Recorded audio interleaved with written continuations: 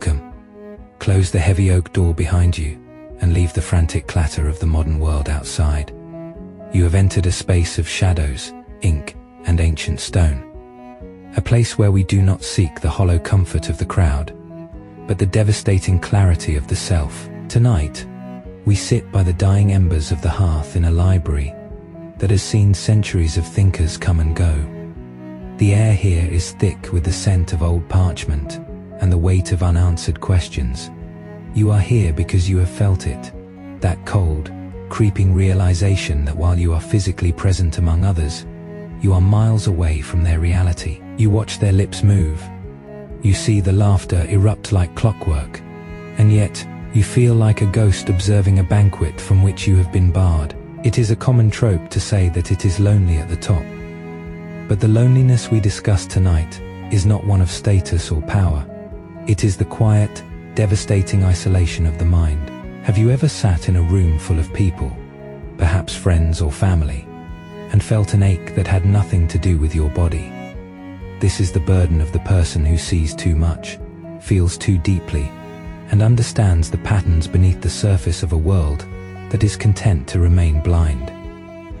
Why is it that the more one knows, the less one seems to belong? Why does intelligence often act as a wall rather than a bridge?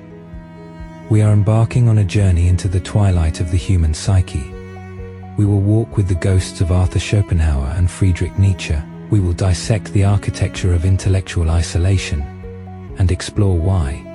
For the truly intelligent, solitude is not a choice, but a biological and philosophical inevitability.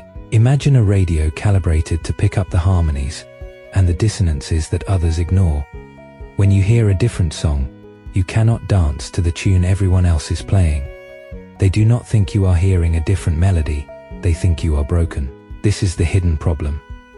The invisible psychological cage that traps the wide, awake mind in a world that is fast asleep. The world tells us that intelligence is a gift to be prized in school and rewarded in the workplace. This is a shallow understanding. Real intelligence is a heightened state of awareness, an increased sensitivity to the nuances of existence. To be highly intelligent is to possess a nervous system that is perpetually on.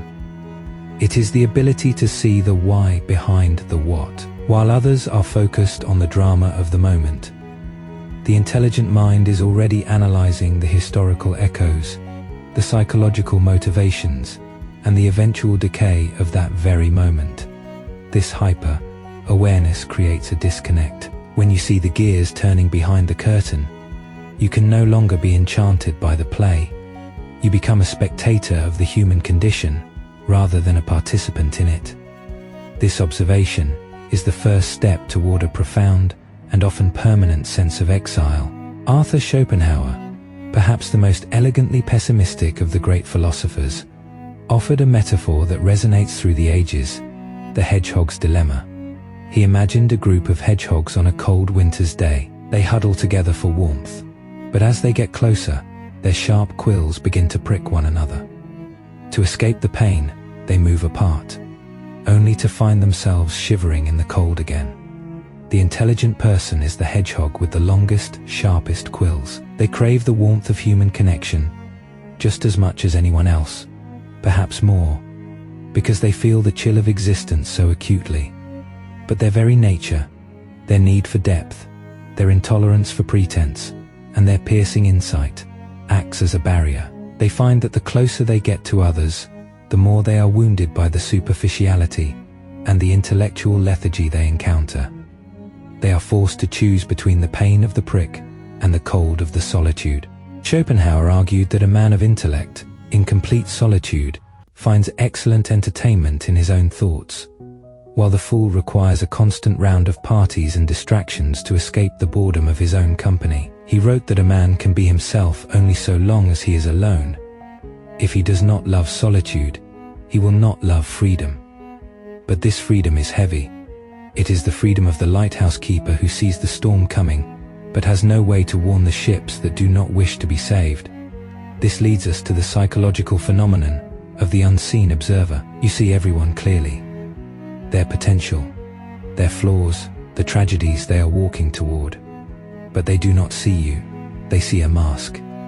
They see the person who is a bit intense or strange. They do not see the universe burning inside your skull. How can you not feel alone when you are the only one in the room who knows the house is on fire, while everyone else is complimenting the color of the drapes?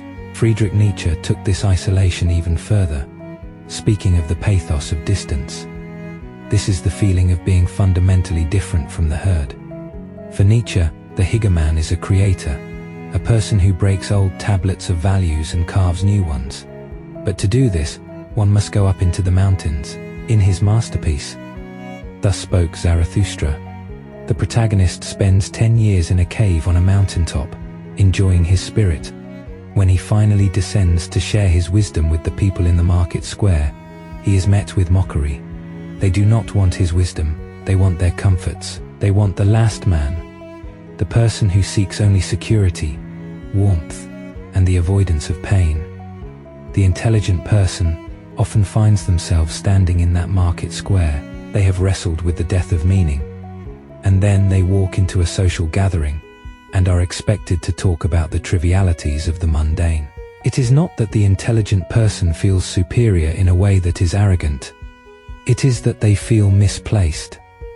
There is a profound exhaustion that comes from having to constantly translate your internal world into a language that others can digest. It is the exhaustion of the diplomat, who is always in a foreign land, speaking a second language, knowing that the most important parts of their soul are being lost in translation. This exhaustion often leads to a tactical withdrawal, to protect the integrity of their thoughts.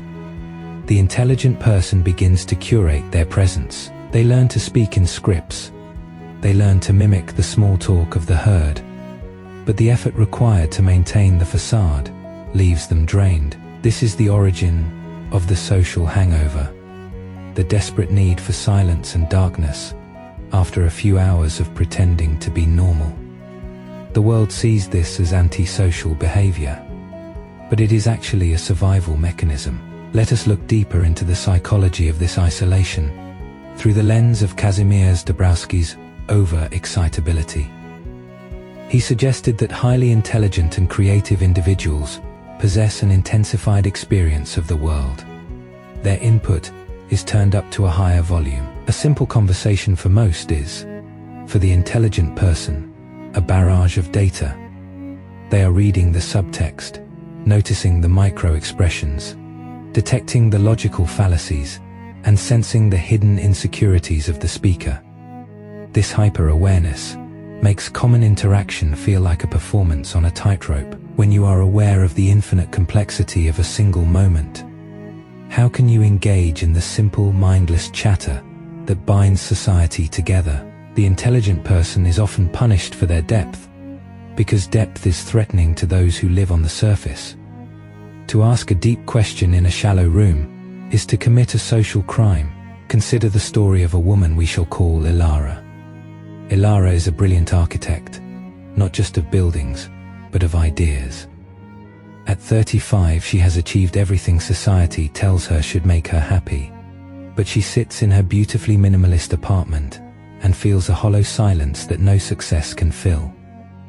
When she goes on dates, she finds herself holding back. She knows that if she speaks about the existential dread she felt while reading Dostoevsky that afternoon, or if she questions the fundamental ethics of the industry they both work in, the spark will die. She has learned to curate herself. She presents a safe version of Ilara, a version that is smart, but not too smart. One evening, at a dinner party, she sees the flaws in a popular political argument everyone is reciting. She sees the historical precedents that suggest disaster. She opens her mouth to speak, but then she stops. They aren't looking for truth. They are looking for tribal confirmation. In that moment, Ilara feels a physical sensation of being pulled underwater. She is there, but she is not there. She realizes that she could disappear from the room, and the conversation would continue without a hitch. Her mind is an island. This is the tragedy of the intelligent, the realization that your most valuable asset is often the very thing that prevents you from belonging. Then there is Julian, a man who has mastered the art of the social chameleon. Julian is so intelligent that he can play any role. He can walk into a dive bar and fit in, or a boardroom and lead. He has spent his life studying the patterns of human behavior until he can mimic them perfectly.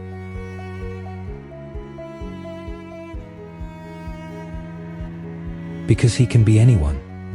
He feels like no one. He is so good at mirrors that he has forgotten what his own face looks like. He is surrounded by people who love him, but they love a character he is playing. Julian's loneliness is perhaps the most acute of all. It is the loneliness of the spy who has been undercover for so long that his real country no longer exists. He looks at his friends and realizes they are all in love with a ghost. This is the paradox. The more you understand human nature, the easier it is to manipulate your way into belonging. But the more you do so, the more you realize that belonging is just an elaborate stage play. This realization brings us to a darker truth. Sometimes, the loneliness of the intelligent person is because they understand others too well. When you can see the ego hiding behind a charitable gesture, or the inevitable end of a relationship in its very first week, it is hard to participate in the illusions that keep society functioning. To be intelligent is to be a deconstructor. You take things apart. But once you know how the magic trick is done, you can no longer enjoy the show. Is there a way out? Or is the intelligent person condemned to a life of splendid isolation? The transformation begins when we stop viewing this loneliness as a defect and start viewing it as a destination. In the modern world, we are obsessed with belonging. We are told that loneliness is a pathology to be cured. We are told to get out there and find our tribe. But for the person of high intellect, these are often just instructions on how to better betray oneself. Wisdom lies in the transition from loneliness to solitude. Loneliness is a lack. It is the pain of being alone. Solitude is a fullness. It is the glory of being alone. When the intelligent person stops trying to force their square peg soul into the round holes of society, they begin to treat their mind not as a prison, but as a sanctuary. They realize they do not need a tribe of 100. They need perhaps 1 or 2 who speak their language, and the silent companionship of the great minds of history. Marcus Aurelius, the Roman emperor, lived in the most powerful and crowded position in the world. Yet, in his meditations, he wrote about the citadel of the mind. He believed that a person could retreat into themselves at any moment. The mind is a place where the world cannot touch you, provided you have built it well. The intelligent person must become an architect of this internal citadel. They must learn to find beauty in the pathos of distance. There is a certain dignity in being the one who watches the stars, while others watch the ground. There is a profound power in being able to sit in a room alone and not be bored. Most people are terrified of silence, because in the silence, they are forced to confront the emptiness of their own lives. But the intelligent person in the silence hears the roar of 1,000 ideas. Their solitude is a laboratory where genius is distilled into its purest form. Think of the great thinkers who changed the course of human history. Were they well adjusted to the society of their time? Hardly. Dostoevsky was an exile in his own land. Socrates was executed for asking too many questions. Emily Dickinson lived in almost total seclusion, creating a universe within the 4 walls of her room. They were alone, but they were not diminished. Their isolation was the price of their clarity. They understood a truth that the modern world tries to bury, that the price of truly seeing is often a certain degree of alienation. You cannot see the mountain if you are standing on it. You must move away to see its true shape. To you, the listener who feels the cold wind of this isolation, I say this: do not lower your frequency so that others can hear you. Do not blunt your quills just to get closer to those who will never understand your warmth. Your aloneness is not a sign that you are wrong. It is a sign that you are paying attention. The feeling of being a ghost at the banquet is an invitation to stop seeking validation from a world that is not equipped to give it to you. It is an invitation to look into the mirror and realize that the person staring back at you with all their complexities and unanswerable questions, is enough. The loneliness you feel is the space required for your soul to grow. A giant oak tree cannot grow in a flower pot. It needs the vast, open space of the hillside, where it must stand against the wind, alone, far above the sheltered gardens of the valley. As we prepare to leave this library, as the fire burns down to embers and the shadows stretch long across the floor, I want to leave you with one final thought. There is a peculiar beauty in the stars. We see them as a collective, a blanket of light across the night sky. But in reality, each star is unimaginably far from its neighbor. They are spheres of fire burning in a cold, vast vacuum. They are profoundly alone. And yet, it is their light that guides the traveler. It is their distance that makes their patterns visible. It is their isolation that allows them to shine with such singular, piercing brilliance. Perhaps you are like those stars. Perhaps your loneliness is not a tragedy, but a cosmic necessity. The world may never understand the language you speak. You may walk through crowded streets and feel like the only living soul in a city of mannequins. You may find that your deepest thoughts are met with blank stares. Accept this. Embrace the pathos of distance, for it is better to be alone in the light of truth than to be surrounded by others in the darkness of an illusion. The door is always open here, but for now, walk back out into the night. Carry your silence like a shield. Carry your mind like a torch. Remember that the moon does not need the applause of the wolves to continue its journey across the sky. Until we meet again in the shadows, keep your fire burning in the cold.